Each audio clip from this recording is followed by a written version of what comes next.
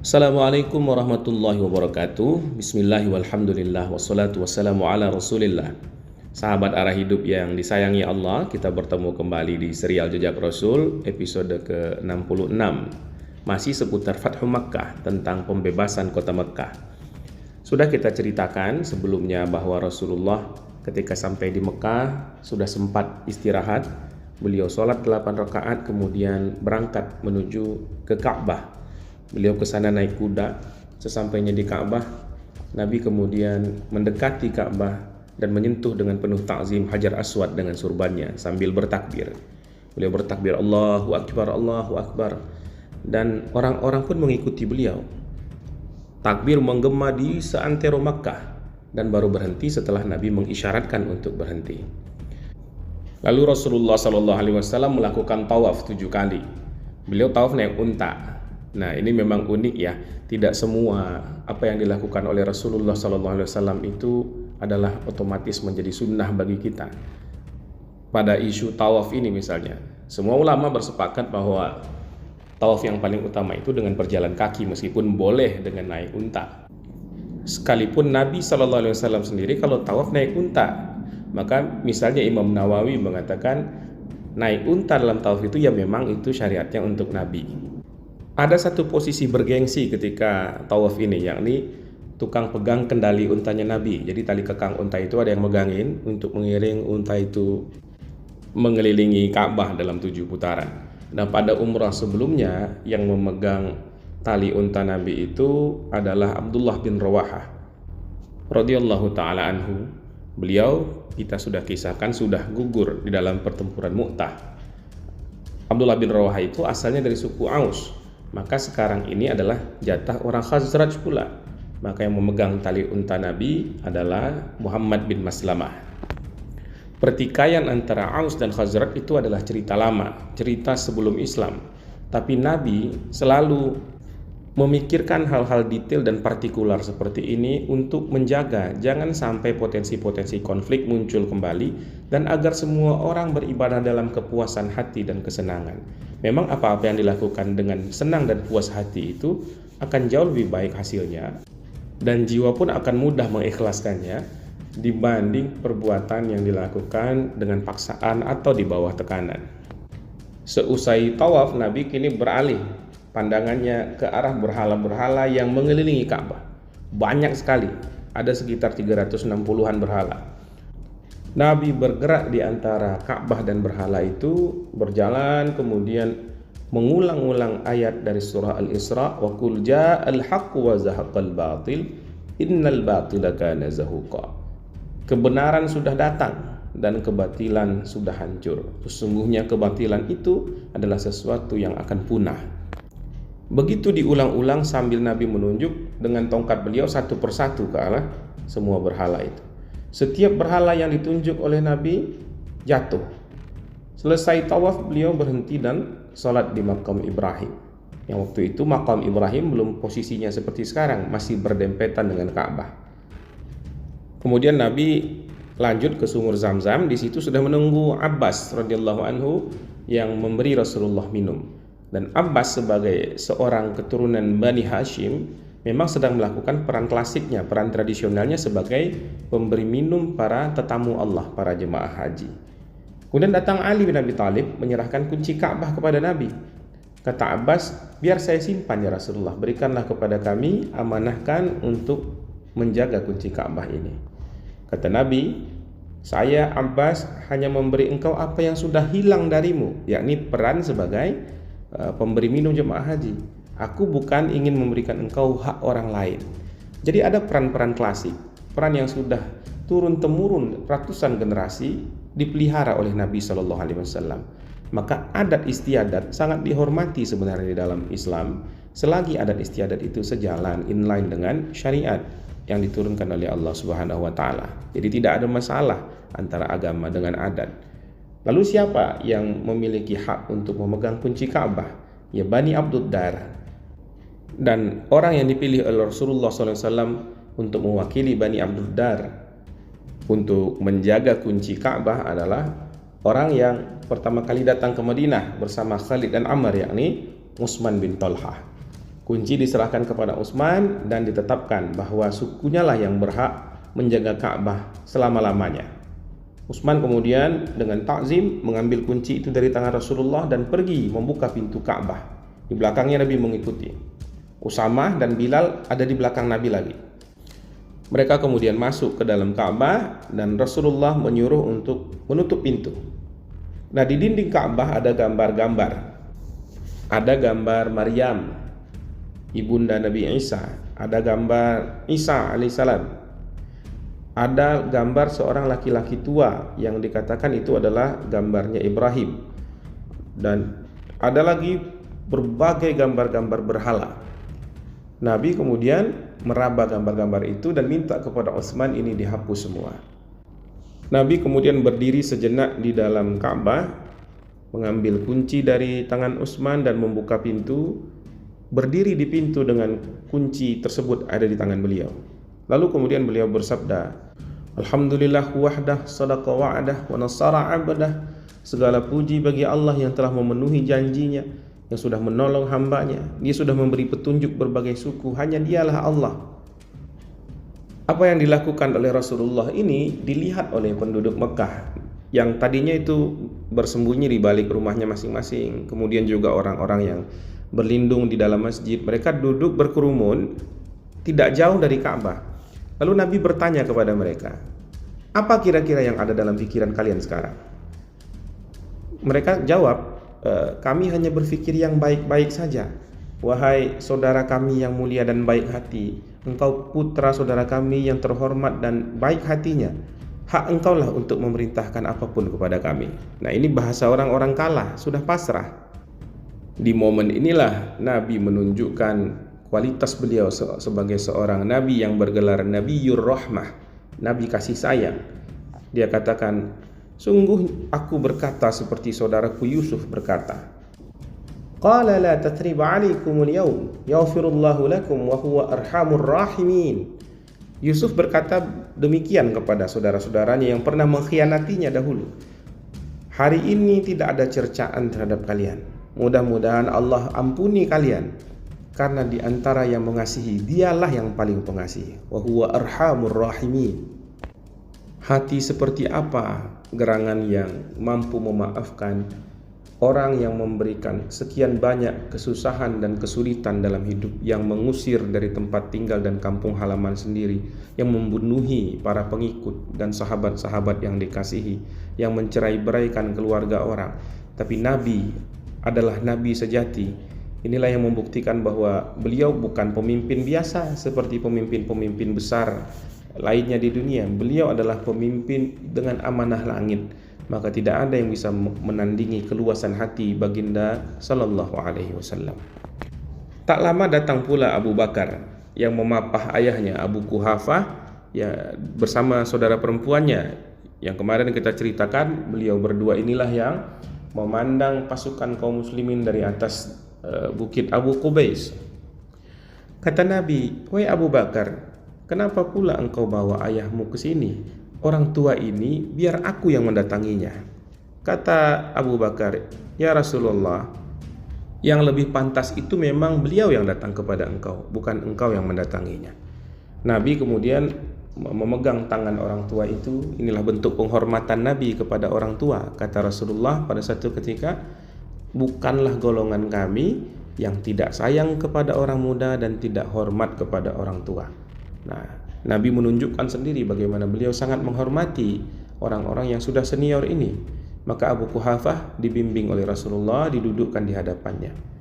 Diajak beliau untuk mengucapkan syahadat, dan Abu Quhafah pun bersyahadat di hadapan Rasulullah sallallahu alaihi wasallam. Ini tentu menjadi sebuah momen yang sangat menggembirakan dan membahagiakan bagi Abu Bakar As-Siddiq radhiyallahu taala anhu. Berhala-berhala di Ka'bah sudah dihancurkan, termasuk yang paling besar yang kita kenal dengan nama Hubal. Nabi kemudian mengumumkan kepada seluruh penduduk Mekah, siapa saja yang masih menyimpan berhala di rumah harus dihancurkan. Selesai menginstruksikan itu, Nabi pun pergi ke Bukit Sofa, tempat di mana pertama kali dulu beliau memproklamirkan dakwahnya dan mengajak saudara-saudaranya untuk mengikuti seruannya itu setelah Allah memerintahkan kepada beliau, wa anzir ashiratakal aqrabin, berilah peringatan kepada keluarga-keluarga dan kerabat dekat engkau. Dan di situ dulunya Abu Lahab menentang Nabi. Nah, sekarang tempat itu pula yang dijadikan Nabi untuk menerima tetamu yang akan memberikan penghormatan kepadanya, juga untuk menerima orang-orang yang sudah kalah, musuh-musuh yang sudah tidak berdaya, yang sekarang ingin menyerahkan diri dan masuk ke dalam Islam. Maka beratus-ratus orang datang, laki-laki maupun perempuan. Di antaranya ada Hindun, istrinya Abu Sufyan. Kita sudah kenal betapa kerasnya perempuan ini. Dia punya keinginan yang kuat, dia punya tekad yang baja, dia punya provokasi yang juga hebat. Bahkan dia jugalah yang dulu sempat menyewa Wahsy untuk membunuh Hamzah, kemudian dimakan jantung Hamzah itu sebagai pembalasan dendam. Jadi dia adalah seorang wanita yang sangat kuat. Sekarang kekuatannya sudah habis, sudah lemahlah ia. Dia datang tapi memakai cadar karena dia khawatir sebelum masuk Islam jangan-jangan sudah dibunuh duluan karena besarnya perannya dalam mendurhakai Rasulullah di masa-masa sebelumnya. Setelah dia bersyahadat, kemudian dia menyapa Nabi, "Hai Rasulullah, pujianlah bagi engkau yang telah memuliakan agama yang sekarang sudah kuanut ini." Dia kemudian membuka cadarnya dan mengatakan, "Akulah Hindun binti Utbah." Nabi berkata, "Marhaban, selamat datang, ahlan wa sahlan." Jadi dia juga tidak mengira Nabi akan menerimanya dengan selapang itu. Begitulah Nabi. Demikian pemaafnya beliau, dan memang beliau komit dengan apa yang dikatakan oleh dirinya sendiri berbasiskan wahyu dari Allah Subhanahu wa taala, bahwa kalau orang sudah masuk Islam, dihapuslah dosa-dosanya yang terdahulu. Wanita lain yang datang ke sofa adalah Ummu Hakim, istri Ikrimah bin Abi Jahal. Kita tahu Ikrimah sudah lari setelah dikalahkan oleh Khalid bin Walid pada pertempuran kecil sebelum Fathu Makkah ini. Ketika beliau sudah menyatakan keislamannya, Ummu Hakim kemudian minta kepada Nabi agar suaminya itu diberikan proteksi hukum.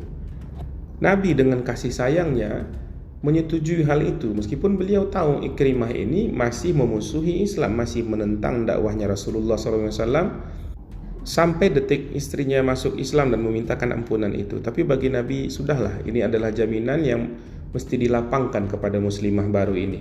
Dan Ummu Hakim itu tahu di mana suaminya berada. Dia bertekad akan segera menemukan suaminya itu untuk dibawa pulang. Kemudian Nabi mengalihkan pandangan ke orang-orang yang berkerumun di depan beliau. Bertanyalah dia kepada Abbas, "Abbas, di mana putra saudaramu yang dua orang itu, Utbah dan Mu'attib?" "Belum ada kulihat," kata Nabi. Siapa Utbah? Utbah dan Mu'attib adalah anak-anak Abu Lahab. Utbah dulu yang memutuskan hubungan dengan Ruqayyah, tidak mau mengakui Ruqayyah karena ditekan oleh ayahnya, dan saat ini dia merasa ketakutan karena kesalahannya di masa lalu itu. Nabi kemudian mengatakan, "Suruh saja mereka kemari." Abbas membawa keponakannya itu, yang kemudian dua-duanya masuk Islam di hadapan Rasulullah SAW. Nabi begitu gembira. Boleh jadi ayahnya dahulu, Abu Lahab, adalah penentang paling utama dari Islam, bahkan sampai ada surat khusus yang mencelanya di Al-Quran. Tapi anak-anaknya atas izin Allah Subhanahu wa taala sekarang menjadi pengikut baginda Rasulullah sallallahu alaihi wasallam. Nabi amat senang akan hal ini. Beliau memang adalah orang yang paling berbahagia ketika ada satu saja dari umat manusia ini yang mengikutinya, yang berarti berpotensi untuk menjadi orang yang selamat dan mendapatkan kebahagiaan di hari akhir nanti. Rasulullah SAW kemudian menggandeng Utbah dan Mu'attib, mengajak mereka pergi ke Multazam, satu tempat yang sangat mustajab untuk melantunkan doa. Di sana Nabi berdoa lama sekali dan muka beliau berseri-seri. Abbas bertanya, "Apa gerangan yang terjadi ya Rasulullah?" Nabi mengatakan, "Aku memang sudah mendoakan hal ini kepada Allah lama. Bagaimana kedua sepupuku ini bisa mendapatkan hidayah, dan sekarang Allah memberikan hidayah itu. Betapa senang hatiku ini, wahai Abbas." Sahabat arah hidup yang Allah sayangi, setelah tali akidah hubungan kedua yang harus dijaga dan disyariatkan juga oleh agama ini, dicontohkan sendiri oleh Nabi yang mulia untuk menjaga dan merawatnya adalah hubungan keluarga. Allah menakdirkan kita terlahir dari seorang ibu dan seorang ayah.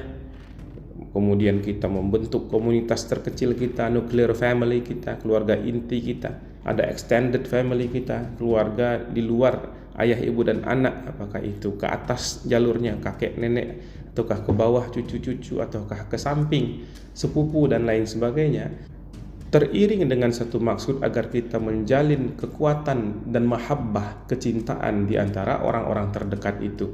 Orang-orang terdekat inilah prioritas amal dan cinta kita, prioritas santunan dan pertolongan kita. Kalau ada di antara mereka yang susah, maka dialah yang lebih dahulu kita utamakan. Masing-masing orang harus menjaga keluarganya, tidak memperhatikan yang jauh lalu merupakan yang dekat, yang sering sekali terjadi sekarang. Mungkin nanti momen-momen lebaran bisa sahabat arah hidup manfaatkan untuk kembali menghangatkan kasih sayang dengan keluarga ini. Itu semua tentu harus didahului oleh pengenalan terhadap nasab.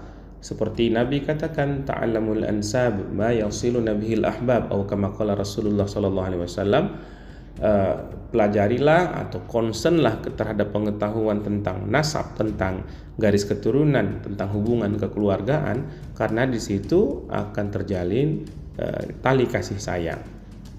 Kita mesti tahu dulu siapa keluarga kita, atau mungkin kita mengerti, cuma anak-anak kita tidak tahu. Nah, momen pulang kampung, misalnya silaturahim lebaran, harusnya diisi dengan hal seperti itu, bukan malah pertandingan materi, pertandingan gengsi dan kompetisi pada hal-hal yang tidak diperlukan dan justru merusak hati serta nilai-nilai yang sudah kita bangun di bulan Ramadan. Sahabat arah hidup yang Allah sayangi, meskipun berhala-berhala di Ka'bah sudah runtuh, tapi ada kuil-kuil terdekat dari Ka'bah yang juga mesti diperhatikan.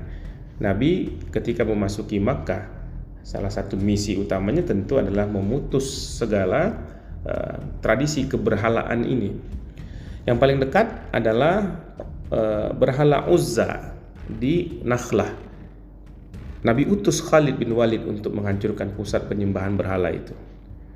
Nah, begitu terdengar bahwa yang akan datang ke kuil penyembahan itu adalah Khalid, juru kuncinya, penjaga kuil itu, gantungkan pedang di patung dewa itu. Dia katakan, kau belalah dirimu sendiri karena ini Khalid yang akan datang. Lalu dia kabur. Jadi lucu juga ini. Khalid sampai di sana langsung meluluh lantakkan kuil itu beserta berhala-berhalanya. Tapi sekembalinya ke Makkah, Nabi mengatakan, Khalid, engkau luput.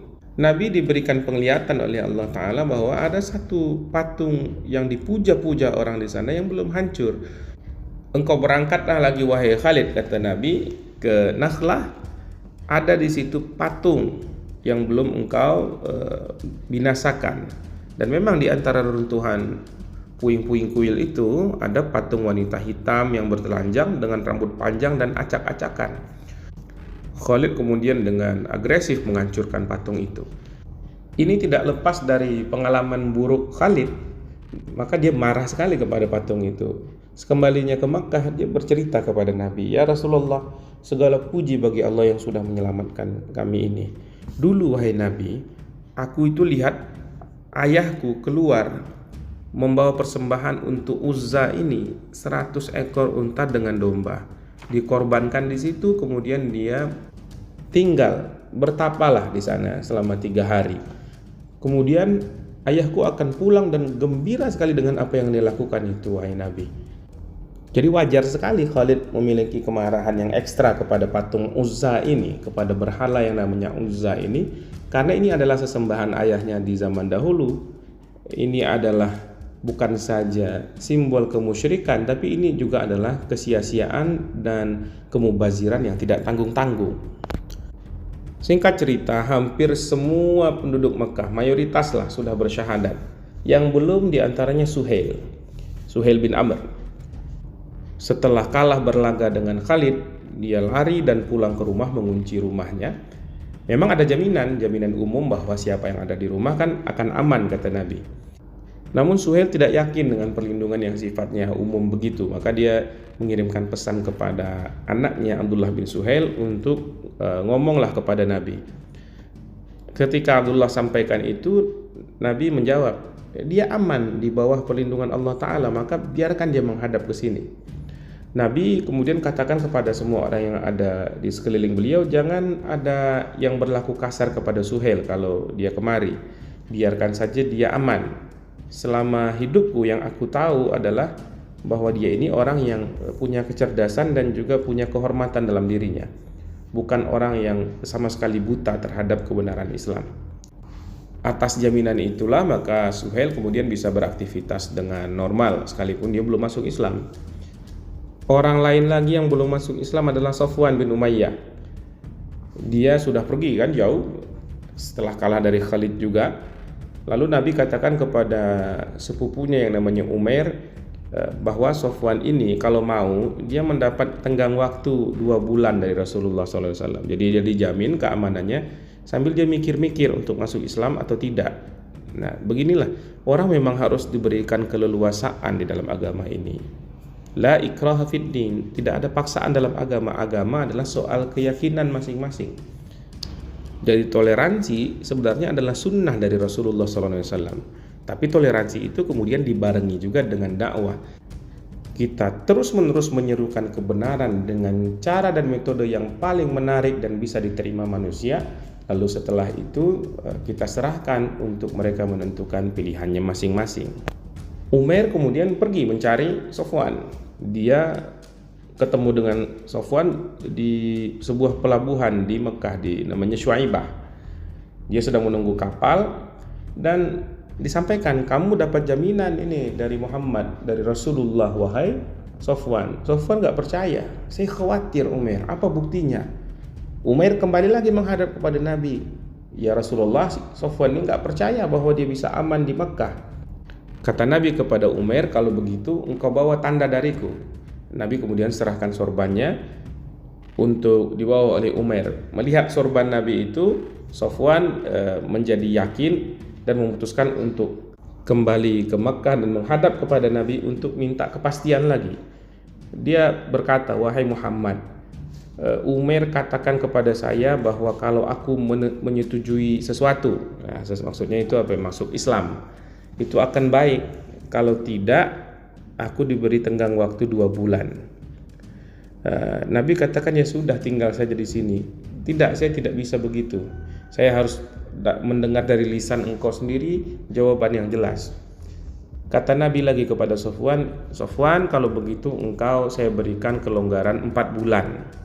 Maka Safwan pun menjadi lega. Dia punya tenggang waktu 4 bulan untuk berpikir tentang dirinya, apakah menerima Islam atau tidak. Nah, adapun Ikrimah bin Abi Jahal larinya sudah lebih jauh lagi. Dia berniat untuk menyeberang ke Habasyah dari pantai Tihamah. Begitu akan naik kapal, kapten kapal bertanya, bayarlah atas nama Tuhan. Apa yang harus saya ucapkan? Kata Ikrimah, ucapkan la ilaha illallah. Ternyata si nakhoda kapal ini adalah orang yang bertauhid. Dia katakan, saya tidak akan bawa penumpang yang tidak bersyahadat, nanti kapal karam, katanya. Kata la ilaha illallah itu merasuk ke dalam hati Ikrimah. Lalu dia berpikir, apa susahnya bagiku untuk menerima sesuatu yang memang fitrah ini? Tidak sulit sama sekali. Lalu kenapa harus bersusah-susah untuk menentang segala sesuatu yang tidak mungkin ditentang ini? Dia pada saat itu mengucapkan la ilaha illallah, tapi dia tidak naik kapal. Karena memang tujuannya untuk naik kapal adalah untuk menghindar dari kata-kata la ilaha illallah ini, dari pengakuan kepada ketuhanan ini. Sekarang dia sudah menerima itu dalam hatinya, hidayah sudah menghampiri jiwanya. Lalu untuk apa lagi pergi? Ikrimah mengatakan kepada dirinya sendiri, Tuhan kami di laut, itu pasti Tuhan kami di darat juga. Hidayah yang diterima di kapal, itu pasti bisa juga diterima di padang pasir. Nah, saat dia sudah menerima hidayah itulah istrinya datang, Ummul Hakim datang dan mengabarkan bahwa Nabi sudah memberikan jaminan keamanan kepada Ikrimah di Mekah. Maka mereka berdua pun, suami istri ini, pulang ke Mekah. Nabi yang sudah menduga hal ini akan terjadi sudah mengantisipasi memberikan prakondisi dengan wanti-wanti kepada para sahabat, Ikrimah putra Abu Jahal sedang dalam perjalanan menuju kita dan dia sudah beriman. Karena itu kalau dia kemari nanti jangan kalian cerca ayahnya. Makanya Ikrimah seringkali tidak disebut dengan nama nasabnya. Beliau biasa dipanggil dengan Ikrimah saja karena dengan menyebutkan nama bapaknya Abu Jahal itu sudah merendahkan dengan otomatis, karena Abu Jahal artinya Mister Pandir, bapaknya kebodohan. Disebabkan penentangannya terhadap Islam, terkonversilah di kalangan umat Islam namanya yang dulu digelari Abul Hakam, bapak kebijaksanaan, menjadi bapaknya biangnya kebodohan, Abu Jahal. Nabi kemudian menambahkan pesannya, mencerca yang mati itu berefek kepada yang hidup dan tidak berpengaruh juga bagi yang mati. Sesampainya di Makkah, Ikrimah menghadap kepada Nabi SAW.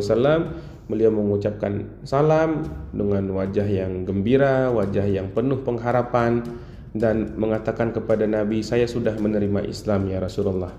Nabi katakan kepada Ikrimah, meskipun sebenarnya kamu tidak mesti minta apa-apa kepada saya hari ini, tapi kalau ada yang ingin engkau minta kepadaku, mintalah. Kata Ikrimah, ya Rasulullah, aku mohon kepada engkau, mohonkan ampun kepada Allah atas permusuhanku kepadamu dan kepada umat Islam selama ini. Kemudian Nabi mengangkat tangan dan berdoa untuk Ikrimah.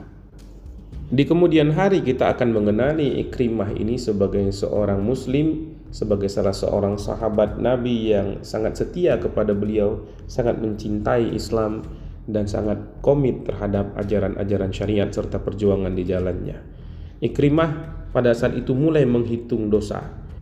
Dia melis, membuat daftar berapa harta yang sudah dia belanjakan untuk menentang Nabi, berapa perang yang telah dia ikuti untuk menghalangi orang dari jalan kebenaran, dan dia berjanji akan membelanjakan uang 2 kali lipat banyaknya di jalan Islam dan berperang 2 kali banyaknya di jalan Allah Subhanahu wa taala. Azam itu disambut oleh Allah Subhanahu wa taala, dan atas izinnya, atas kuasanya, Ikrimah betul-betul dapat memenuhi ucapan dan tekadnya itu. Sahabat arah hidup, disitulah kita lihat bahwa hidayah memang semata-mata milik Allah Subhanahu wa taala. Yahdi may yasha. Dia memberikan petunjuk kepada siapapun yang dia inginkan. Subhanakallahumma bihamdika asyhadu an la ilaha illa anta astaghfiruka wa atubu ilaik. Assalamualaikum warahmatullahi wabarakatuh.